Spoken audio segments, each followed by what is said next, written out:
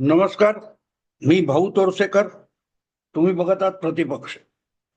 मित्रांनो, आज गुढीपाडव्याचा दिवस होता आणि मी महाराष्ट्र नवनिर्माण सेनेचा राष्ट्रीय मेळावा बघितला.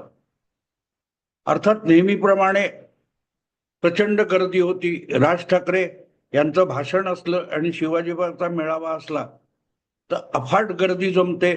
ह्यात आता बातमी राहिलेली नाही. ती गर्दी लोटते, तिला राज ठाकरे खुश पण करतात. जे कॅमेरे लागलेले असतात आणि जिथे थेट प्रक्षेपण चालतं त्या ठिकाणी सुद्धा राज ठाकरे बाजी मारून जातात. मुद्दा असा असतो की ज्या वेळेला तुम्ही एक राजकीय पक्ष चालवता तेव्हा त्या राजकीय पक्षाला सर्वोच्च नेत्याच्यामुळे मतं मिळाली पाहिजेत, याला महत्व असतं. आणि नसेल तर मग त्या गाजलेल्या सभेला फारसा अर्थ उरत नाही. एक ठराविक काळ असतो. आता 10 वर्ष उलटून गेली. महाराष्ट्र नवनिर्माण सेनेची जी चढती कमान त्या पक्ष स्थापनेनंतर पहिल्या 10-12 वर्षात लोकांनी बघितली, किंवा साधारणतः आपण असं समजू की 2006-07 पासून 2014 पर्यंत राज ठाकरे यांच्या पक्षाची लोकप्रियतेची कमान चढती होती. आणि त्यामुळे बाळासाहेबांच्या निधनानंतर उद्धव ठाकरे शिवसेना सांभाळू शकतील की नाही, की हळूहळू करत सगळा शिवसैनिकांचा मराठी अस्मितेचा बाणा सांगणारा जो वर्ग आहे तो राज ठाकरेंकडे निघून जाईल का, अशीही चर्चा होत होती. पण मोदी नावाचं वादळ आलं आणि भारतीय राजकारणामध्ये मोदी युग सुरू झालं. त्यानंतर गेल्या 10 वर्षात आपण बघतोय बऱ्याच प्रमाणामध्ये लहान मोठ्या प्रादेशिक पक्षांची प्रचंड अशी पडझड झालेली आहे. अर्थात भाजपने त्यांना फोडले पाडले हे सगळं म्हणणं सोपं असतं, हे सोपं विश्लेषण आहे. पण जे मजबूत असतात त्यांना पाडणं अवघड असतं. जर बंगालमध्ये ममता दिदींना किंवा त्यांचा गड उद्ध्वस्त करून बंगाल पादाक्रांत करणं भाजपला शक्य झालं नसेल, किंवा तब्बल 10 वर्ष अगदी मोदी युगात सुद्धा ओडिसामध्ये नवीन पटनाईक हे ठाण देऊन बसले असतील आणि त्यांची तब्येत बिघडल्यानंतरच ओरिसाचं वारं बदललं असेल, तर मग भाजप किंवा मोदी लाट सत्तेच्या बळावर पैशाच्या बळावर कोणालाही लोळवू शकतो, हे विश्लेषण दादांत धूळफेक असते, निरर्थक असतं. आणि म्हणून उद्धव ठाकरे वगैरेंची जी भाषा आहे त्या भाषेमध्ये किंवा त्या पद्धतीच्या निष्कर्षामध्ये राज ठाकरे अडकले तर त्यांना सावरणं अशक्य होईल. उलट राज ठाकरे यांनी एक गोष्ट समजून घेतली पाहिजे की राज ठाकरे नावाचं जे एक प्रादेशिक वादळ महाराष्ट्रात उभं राहिलं ते थोडं नव्हतं. अगदी बाळासाहेब हयात असताना सुद्धा मुंबईत 6 आमदार राज ठाकरेंनी निवडून आणले आणि त्यावेळेला उद्धव ठाकरेंना भाजपबरोबर युती करून फक्त 4 आमदार मुंबईत निवडून आणता आले होते. कल्याणमध्ये, नाशिकमध्ये आणि अगदी थेट तिकडे संभाजीनगर जिल्ह्यामध्ये एक असे 13 आमदार राज ठाकरे निवडून आणू शकले. ते बाळासाहेब हयात असतानाची गोष्ट आहे. भले बाळासाहेब ऍक्टिव्हली राजकारणात नव्हते. महापालिका नाशिकची जिंकली, मुंबईमध्ये चांगला 27 वगैरे काहीतरी नगरसेवक आणले होते. हे जे एक स्थानिक वादळ उभं केलं होतं ते मोदी युगामध्ये टिकलं नाही. पण एक गोष्ट आणखीन लक्षात घेतली पाहिजे, राज ठाकरे यांच्या झंझावातासमोर उद्धव ठाकरेंना उभं राहता येत नव्हतं. डळमळीत करून टाकली होती शिवसेना राज ठाकरेंच्या वादळाने. तेव्हा उद्धव ठाकरेंना पुनरुज्जीवन मिळालं, ते मोदी लाटेमुळे मिळालं. मोदींच्या लोकप्रियतेवर स्वार होऊन उद्धव ठाकरे यांनी आपल्या हातातून सुटत चाललेली शिवसेनेची पकड घट्ट केली. अर्थात 2014 मध्ये मोदींच्या लोकप्रियतेची कसोटी लागायची होती. एक फटक्यात त्यांनी बहुमत मिळवलं लोकसभेत, हा चमत्कार होता. पण त्या चमत्काराचा फायदा उद्धव ठाकरेंना घेता आला. आणि शिवसेनेला नवसंजीवनी मिळाली आणि त्या संजीवनीमुळेच राज ठाकरे यांचा झंझावात आटोपण्यापर्यंत उद्धव ठाकरे जाऊ शकले. तेव्हा आपली आणि उद्धव ठाकरे यांची स्पर्धा आहे हे न विसरता राज ठाकरेंना राजकारण करणं आवश्यक होतं. पण गेल्या 10 वर्षात आपल्या सगळ्या गुणवत्तेला बाजूला ठेवून कधी इकडे कधी तिकडे करताना, धरसोड करताना राज ठाकरे यांनी आपली लोकप्रियता स्वतःच्या हाताने निकामी करून टाकली, ही सुद्धा वस्तुस्थिती आहे. प्रामुख्याने जेव्हा अशा लाटेचं राजकारण येतं तेव्हा कुठच्याही छोट्या बोटीला अक्षरशः गटांगळ्या खाण्याची वेळ येते, पण त्यातून सावरावं लागतं. 1971 साली जेव्हा इंदिरा लाट आली तेव्हा शिवसेनेने पहिली लोकसभा निवडणूक लढवली होती आणि त्यात शिवसेनेने किती गटांगळ्या खाल्ल्या हे मी बघितलेलं आहे. त्याचीच पुनरावृत्ती 1984च्या राजीव लाटेमध्ये झाली होती. त्यामुळे मोदी युगामध्ये किंवा मोदी लाटेमध्ये महाराष्ट्र नवनिर्माण सेनेला गटांगळ्या खायला लागल्या असतील किंवा त्यांचं डोलायमान परिस्थिती झाली असेल तर त्यातून सावरणं आवश्यक होतं. आणि म्हणून मी वारंवार सांगत राहिलो की राज ठाकरे यांनी आपल्या चुलत्यांचा अभ्यास केला पाहिजे. अशा प्रतिकूल परिस्थितीमध्ये अगदी आणीबाणी सारखा प्रतिकूल काळ आला होता, त्यामध्ये बाळासाहेब कसे शिवसेना तगवून ठेवू शकले. जेव्हा देशातल्या सगळ्याच्या सगळ्या राजकीय पक्षांची गळचेपी करून इंदिरा गांधी हुकुमशाही राबवत होत्या तेव्हा विरोधी पक्षांच्या सोबत न गेलेले बाळासाहेब नंतरच्या जनता लाटेत सुद्धा शिवसेना तगवून ठेवू शकले. तर या सगळ्याचा अभ्यास केल्याशिवाय राज ठाकरेंना या आजच्या पडत्या काळातून पुन्हा उभं राहता येणार नाही. तुमच्याकडे गुणवत्ता आहे हे सगळं मान्य आहे. मी नेहमी सांगत आलो की बाळासाहेबांचा पडता काळ मी बघितलाय, त्यामुळे राज ठाकरेंचा पडता काळ मला समजू शकतो. पण बाळासाहेबांनी त्या पडत्या काळामध्ये आपलं तारू कसं सांभाळले हे पण मी बघितलंय आणि त्याचा मागमूस राज ठाकरे यांच्या वर्तनात दिसत नाही. तिथे माझा राज ठाकरेंकडून अपेक्षा भंग होतोय आता सुद्धा. आणि त्याच अपेक्षेने मी गुढीपाडव्याच्या सभेकडे बघत होतो. मला आठवतं 3 वर्षापूर्वी साधारण गोष्ट आहे, 2022च्या गुढीपाडव्याला राज ठाकरे यांनी उद्धव ठाकरे मुख्यमंत्री पदावर होते त्यावेळेला घेतलेली ती सभा मला आठवते, ज्यामध्ये त्यांनी मशिदीवरच्या भोंग्यांचा विषय काढला, पवारांवर थेट जातीयवादी म्हणून हल्ला केला. आता 3 वर्ष उलटून गेली, पण त्या 3 वर्षानंतर पुढे काय हा प्रश्न येतो आणि तो विचारला गेला पाहिजे. सभा गाजवल्या, प्रत्येक वेळेला राज ठाकरे सभा गाजवतात तर राज ठाकरेंनी सभा गाजवली हा विषयच असू शकत नाही. गुढीपाडव्याचा मुहूर्त साधून ते मेळावा घेतात, वार्षिक मेळावा घेतात. पण एक गोष्ट राज ठाकरे विसरून जातात की गुढी उभारण्यासाठी एक दांडी लागते, एक मोठा बांबू लागतो ज्याच्यावर ती गुढी उंच उंच उभारली जात असते. तेव्हा टाळ्यांचा गडगडाट सभेत होतो. ती गुढी आहे मान्य आहे, पण ती गुढी उभारण्यासाठी उंचचा उंच असा निवडणुकीच्या यशाचा बांबू रोवून गुढी केली पाहिजे, त्यावर गुढी उभारली पाहिजे. आणि तिथे महाराष्ट्र नवनिर्माण सेना तोकडी पडते, ही वारंवार गेल्या 10 वर्षात सिद्ध झालेली वस्तुस्थिती आहे.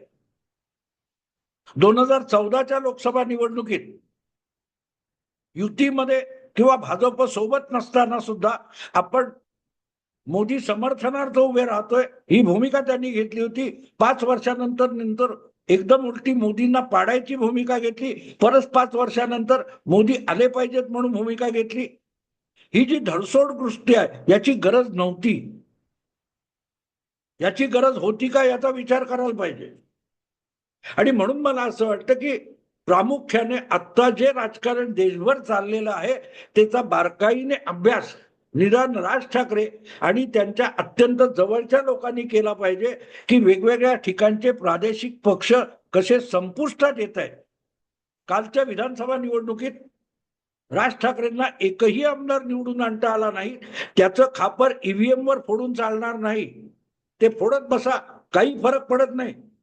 जर ईव्हीएम दोषी असती तर भाजपचा त्या झारखंडमध्ये पराभव झाला नसता.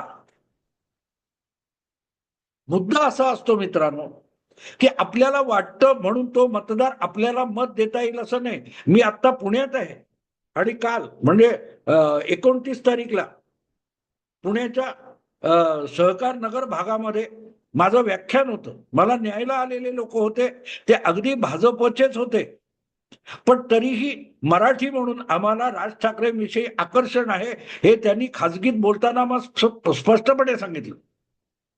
पण ते म्हणाले धरसोड जी आहे त्याचा अंदाजच आम्हाला येत नाही. आणि मला असं वाटतं की राज ठाकरेंचे समर्थक आहेत ते त्यांचे मतदार होऊ शकतात असं नाहीये.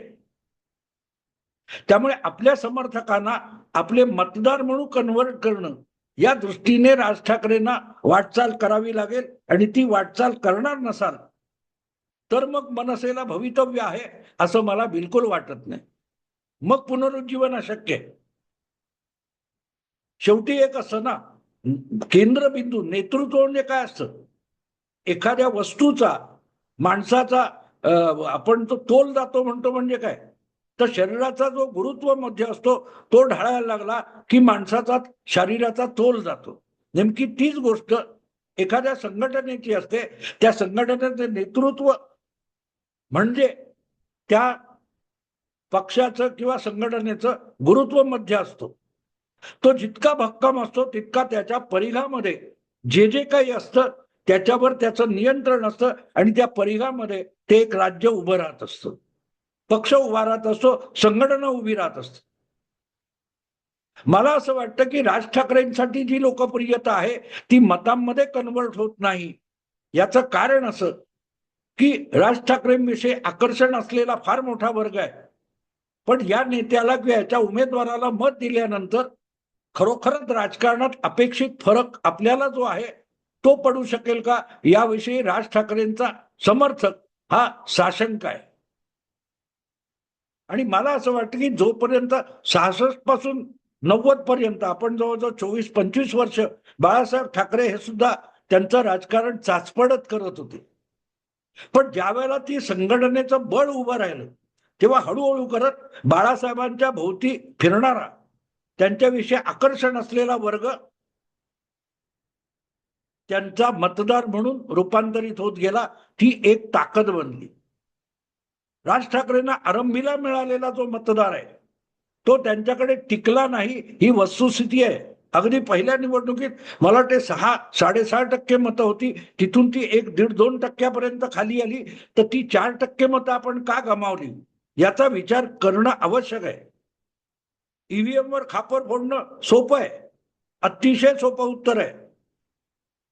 मला ठरवून नापास केलंय असं तशा तक्रारी करणारे विद्यार्थी किंवा आजचे राहुल गांधी यांच्या वाटेने राज ठाकरे गेले तर मला वाटत नाही की मनसेला काही भवितव्य असेल. ते भवितव्य शोधायचं असेल तर पहिली गोष्ट हे करावी लागेल की संघटनात्मक बांधणी. मी त्या अर्थाने गुढीपाडव्याचं राज ठाकरेंचं भाषण ऐकत होतो, माझी निराशा झाली, अपेक्षा भंग झाला. याचं कारण त्या भाषणातला मोठा भाग जवळजवळ 15-16 मिनिटं तरी मला वाटतं त्यांना नद्यांचं शुद्धीकरण, नद्यांचं दूषित पाणी किंवा नद्यांचं पर्यावरण यावरच बोलायला लागलं. का बोलावं लागलं? कुंभमेळ्यानंतर ज्या पद्धतीची अनावश्यक टिप्पणी राज ठाकरे यांनी केली होती आणि मी त्याच्यावर व्हिडिओ पण केला होता की असलं भाषण करून असली टिप्पणी करून राज ठाकरेंनी साधलं काय, हा व्हिडिओ मी केला होता.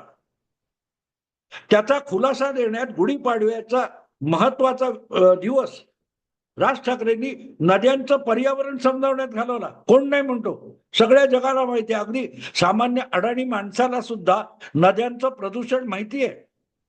जो सामान्य माणूस वेगवेगळ्या गावी जातो, वेगवेगळ्या भूभागात जातो, तिथल्या नद्यांचं दूषितीकरण झालेलं आहे, पर्यावरण बिघडलेलं आहे आणि त्यामुळे तिथलं पाणी विषारी झालंय हे वगैरे सांगायची गरज नव्हती, पण ती सांगायची वेळ आली कारण आधी कुंभमेळ्याच्या निमित्ताने केलेली एक चुकीची टिप्पणी. तेवढ्या वेळापुरतं टाळ्या मिळतात, पण टाळ्या मिळणारे किंवा टाळ्या वाजवणारे हे मतदार म्हणून कन्वर्ट होत नसतील किंवा मतदानाच्या वेळेला तुमच्याकडे फिरकत पण नसतील, तर मग त्या टाळ्या मिळवणं मला वाटतं निरुपयोगी. आणि म्हणून आज घडीला राज ठाकरे यांना अगदी वॉर्ड पासून सुरुवात करावी लागेल, गावापासून सुरुवात करावी लागेल. प्रामुख्याने महानगरी भागात, शहरी भागामध्ये राज ठाकरे यांच्याविषयी कमालीचं आकर्षण आहे. तर मग मोठी शहर किंवा महानगर इकडे आपली सगळी ताकद केंद्रित करून एकेका वॉर्डसाठी एक एक नगरसेवक बनवण्यासाठी जर सगळी ताकद राज ठाकरे यांनी झोकून दिली तर मग एक संघटना उभी राहील आणि भले 100 वॉर्डसाठी काम केलं त्यातून 10 वॉर्डमध्ये निवडून येणारे उमेदवार त्यांना मिळू शकतील. आतापासून त्या उमेदवारांना ठरवून टाकलं की तू इथला उमेदवार आहेस, तुला नगरसेवक व्हायचंय, अशा पद्धतीत मला वाटतं राज ठाकरे यांनी संघटना बांधणीचं काम हाती घेतलं. ज्या कधी ऑक्टोबरमध्ये, नोव्हेंबरमध्ये किंवा अगदी 2026च्या पहिल्या महिन्यात, जानेवारीमध्ये वगैरे महापालिकांच्या, जिल्हा परिषदांच्या निवडणुका होणार असतील, त्यासाठी आत्तापासून सुरुवात करावी आणि आपले जे शिलेदार आहेत त्यांना सोपवावं की जा हा जिल्हा, या जिल्ह्यातली ही महानगर, यातला एक एक वॉर्ड, त्या एकेका वॉर्डचा उमेदवार आत्तापासून ठरवून त्याला तिथली संघटना बांधली आणि तिथला मतदाराची मशागत करायला कामाला जुंपलं पाहिजे. 6 महिन्यांचा काळ तुमच्या हाती आहे. त्यातून जे संघटन उभं आहे 1000, 2000, 3000 वॉर्डासाठी काम करा. त्या वॉर्डात 100 वॉर्डासाठी काम केलं तर 10 वॉर्डामध्ये तुम्हाला यश मिळवता येईल 6 महिन्यानंतर. कारण तो कार्यकर्ता भावी उमेदवार म्हणून त्या विभागामध्ये सतत दिसत राहिला तर त्या परिसरातल्या मतदारांना तो आकर्षित करतो त्यांच्या छोट्या छोट्या कामातून. अशी जी गोष्टी असतात या त्याच्याकडून सोडवल्या जाणार नाहीत, मला माहिती आहे. पण तुमच्याशी सदिच्छा बाळगणारे एकनाथ शिंदे असतील, देवेंद्र फडणवीस असतील किंवा अनेक मंत्री असतील ज्यांच्याकडे राज ठाकरे यांनी शब्द टाकला तर ते छोटं काम तडीस लागू शकतं. राज ठाकरेंसारखा फोन एखाद्या तहसीलदाराला किंवा कलेक्टरला जातो, डेप्युटी कलेक्टरला जातो, तेव्हा त्या कामात लक्ष घातलं जाऊ शकतं. असे जे इच्छुक आणि भावी उमेदवार आहेत त्यांना लोकांचे छोटे छोटे प्रश्न सोडवण्यासाठी आत्तापासून कामाला जुंपलं आणि त्यातून एक 5-7 एकेका वॉर्डामध्ये अगदी नगण्य वाटतील, बातमी सुद्धा होणार नाही, अशी छोटी कामं झाली तर तो तिथला स्थानिक मतदार हा त्या उमेदवाराविषयी आकर्षित होऊन जवळ येऊ शकेल की अरे हा तर उमेदवार पण नाहीये, अजून निवडणुका पण नाहीयेत, हा नगरसेवक पण नाहीये, पण याच्याकडे शब्द टाकला तर काम होतं, याने आवाज उठवला तर काम होतं. ही जी वातावरण निर्मिती होते यातून बाळासाहेबांनी डळमळणारी शिवसेना, गटांगळ्या करणारी शिवसेना ही किनाऱ्याला आणली होती. आणि त्यामुळे 24 वर्षांनंतर, जवळजवळ 14-15 वर्षांच्या गटांगळ्या खाल्ल्यानंतर शिवसेना परत पुनर्स्थापित झाली.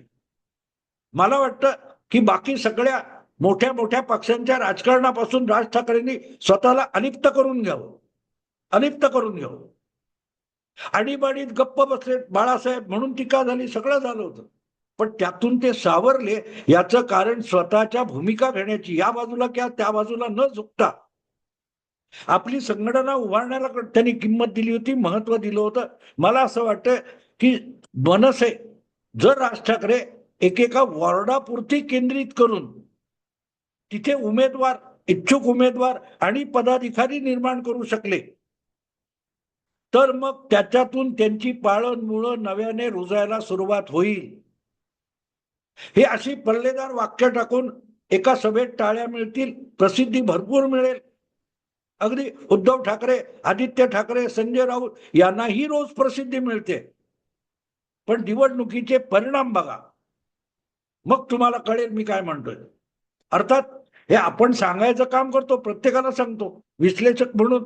प्रत्येकाच्या चुका दाखवणं आणि त्यावरचे उपाय सांगणं हे मी माझं कर्तव्य मानतो. याचा अर्थ मी लगेच राज समर्थक आहे किंवा उद्धवचा शत्रू आहे किंवा भाजपच्या विरोधात गेलो असा बिलकुल होत नाही. कुठच्याही पक्षाला जेव्हा आपली पावळं मुळं रुजवून उभं राहायचं असतं तेव्हा या पद्धतीत वागावं लागतं.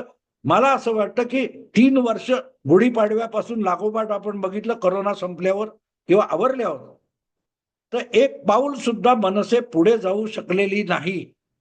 संपलेल्या पक्षाविषयी मी बोलत नाही असं टोमणे वजा आदित्य ठाकरे बोलले होते.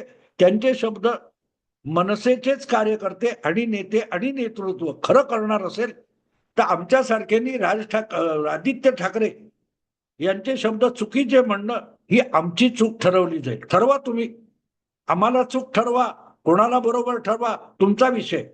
आम्ही उपदेश करू शकतो, या पलीकडे आमच्या हाती काही नसतं. असो मित्रांनो, जोपर्यंत मतांच्या आपला भाषणाला पडणाऱ्या टाळ्यांची गुढी भक्कमपणे उंच नेण्यासाठी निवडणुकीचा खंबीर बांबू उभा केला जात नाही संघटनेचा, तोपर्यंत मनसेची गुढी फक्त पाडव्यापुरती शिवाजी पार्कवर दिसेल. पुढे काही प्रगती होणार नाही. मित्रांनो, आता इथेच थांबतो. आवडलं लाईक करा, शेअर करा आणि प्रतिपक्षाला सबस्क्राईब करा. नमस्कार.